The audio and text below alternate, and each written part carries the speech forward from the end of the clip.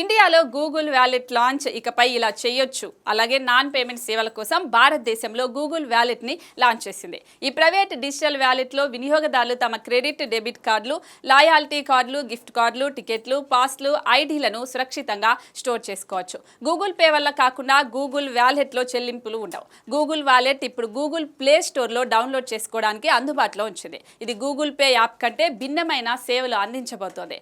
Google pay ద్వారా మనం కేవలం మనీ ట్రాన్స్ఫర్ మాత్రమే చేయగలుగుతున్నాం. కానీ గూగుల్ వ్యాలెట్ అనేది పేమెంట్ యాప్ కాదు. గూగుల్ వ్యాలెట్లో మీ క్రెడిట్, డెబిట్ కార్డులు, ఈవెంట్ టికెట్స్, ఎయిర్లైన్స్ బోర్డింగ్ పాస్లు, స్టూడెంట్ ఐడి లాంటి వాటిని డిజిటల్ వర్షన్లో స్టోర్ చేసుకోవచ్చు. ఇకపై ప్రత్యేకంగా పర్సు తీసుకువెళ్లాల్సిన అవసరం ఉండదు.